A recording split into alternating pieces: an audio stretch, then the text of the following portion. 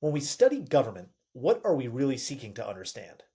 There is, of course, a big question of how. How does the government work? How are individuals elected? How do laws get made? And for this, we usually look at institutions like Congress or the president. We also explore activities of government like regulation or law enforcement. And of course, we examine the process of elections. All of these are important, but they can also feel mechanical. When we really dig into these things, we end up asking ourselves why? Why these institutions? Why are they designed this way? And why do they function as they do? Alexis de Tocqueville was interested in these questions and much more. And in his book, Democracy in America, he sought to examine American society to see if he could find some answers. What he found provides an interesting look into American society that is still relevant today. Alexis de Tocqueville was a French aristocrat from the province of Normandy in northern France. De Tocqueville grew up in France in an age after the French Revolution and the restoration of the monarchy. He believed the age of monarchy and aristocracy was coming to an end and wished to go to the United States to see how the young republic functioned. He hoped to analyze the strengths and weaknesses of the United States so that he could influence post revolutionary France.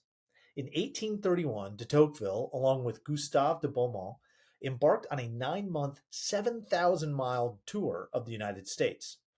During their travels, they studied everything about American life. From these experiences, Tocqueville wrote Democracy in America, which is an analysis of Americans, American government, and American life that endures to this day. One question he was particularly interested in was how American society influenced American government. This social aspect was one he took seriously. Part of his analysis focused on what he called civil society.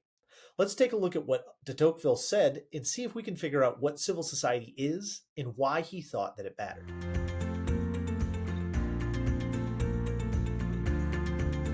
De Tocqueville published Democracy in America in 2 volumes, the first in 1835 and the second in 1840. We're going to look at chapter 5 from the second volume to see where de Tocqueville talks explicitly about civil society. And remember, our question is, what is civil society and why does it matter? So we'll start with the what is it? De Tocqueville starts chapter 5, which he calls On the Use That Americans Make of Associations in Civil Life, by saying he's not seeking to look at political associations, but instead something else. And what that something else is what he'll call civil society. So he says that here it is a question only of the associations that are formed in civil life in which have the object that is in no way political. The political associations that exist in the United States form only a detail in the midst of an immense picture that the sum of associations presents there. So what de Tocqueville is saying is that our lives, as we experience them, are not only political. Our social lives are not just dictated by the way the government functions, but instead there are all these other things that we're involved in, that we gather together, that we join together to accomplish things with, that aren't necessarily a part of the government. And that was something that was interesting to him, and he thought had an influence on the way that the government functioned. So he goes on to detail what these are. Tocqueville says Americans of all ages, all conditions, all minds constantly unite. He says they get together for religious, moral, grave and futile, very general, very particular, immense and very small. Americans use associations to give fetes, to found seminaries, to build inns, to raise churches, to distribute books, to send missionaries. What he's talking about is all of the things that Americans were gathering together in the 1830s to try to either address issues within their communities that they thought needed to be addressed or solved, or possibly looking at ways of advancing ideals or things that they loved, or throwing, he calls them fetes, but really he's talking about parties, gathering together to celebrate something. All of these were individuals associating or gathering together and creating some kind of a club or some kind of a group that would address these things and bring them forward. So today you might think of these as like our Rotary clubs or Kiwanis or different local associations of a chamber of commerce or business associations, or even things like Boy Scouts or Girl Scouts, or any time that we're gathering together to within society to try to address or build some kind of character or do something, we do that on our own. And that's interesting. And he notes here that everywhere, he says at the end, everywhere that at the head of a new undertaking, you see government in France and a great lord in England. So in Europe, there was oftentimes nobility that would be the heads of different kinds of associations, but it was always associated with some kind of aristocratic or governmental or pseudo-governmental kind of figure And here in the United States, it was individuals gathering together to try to associate with each other to solve a challenge or to provide an opportunity or to celebrate or to do something.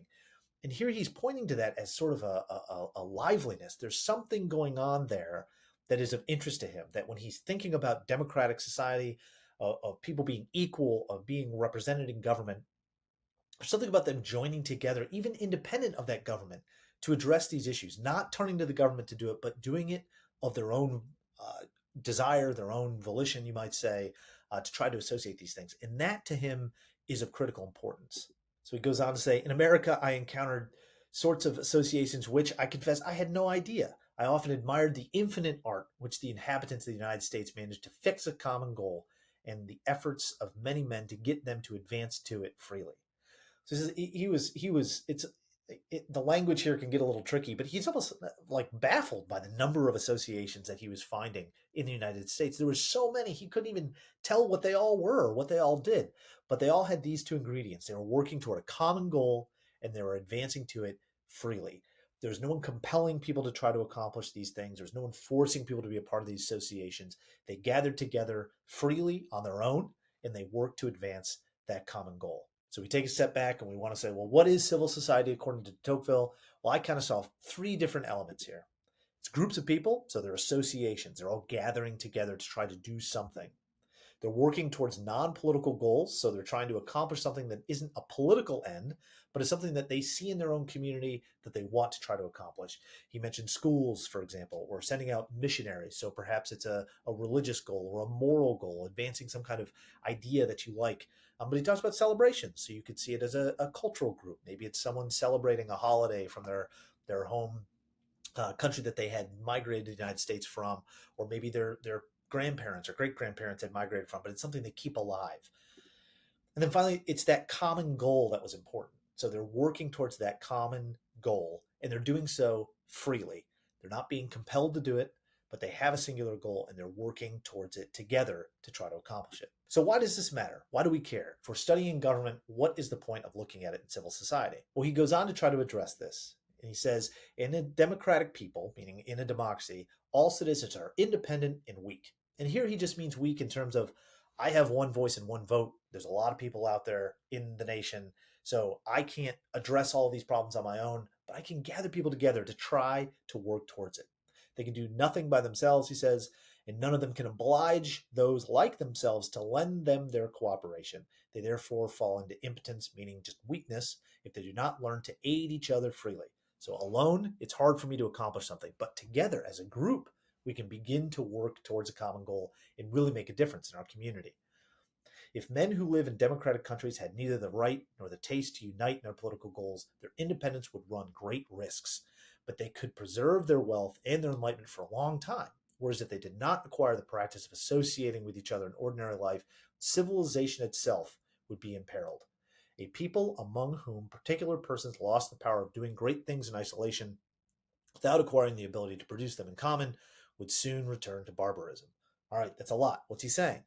He's saying that by uniting, people can continue to do great things and that they will be able to continue to produce those things because they are freely associating. And again, this can't be compelled because you would lose the certain essence of what it is that they're doing here. If you just mandate that people do something or force them to do something, it's not the same as them freely associating, because when they freely associate, they're choosing to do it. They're reflecting their own desire or the importance of whatever something is by freely associating to try to do that. And de Tocqueville thinks that that's really important when it comes to a democracy, because in a sense, what they're practicing is democratic government in these associations. When they turn and then work towards politics, it's those interests that then get represented in a particular way.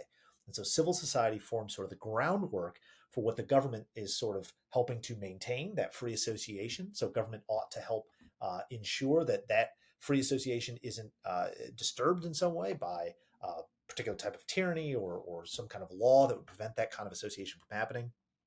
But it also allows them to voice their interests in a way that then get represented in their communities and in the government in a way that is particularly productive. This is only one chapter of Alexis de Tocqueville's Democracy in America. There's a lot more packed into his analysis of the way that American life was functioning in the 1830s. And we're going to continue to dig into that. So I hope you'll continue to check out more of our videos, and we'll see you next time. Oh no, the video's over. Oh, come on, don't be so sad. Don't you know that the Bill of Rights Institute has tons of videos on American history, government, and civics? From primary source document breakdowns to historical image analysis, whether you're studying for a test or just interested in learning more, they've got something for you. Oh, well in that case, I better check out this video. And don't forget to subscribe so you aren't so sad again.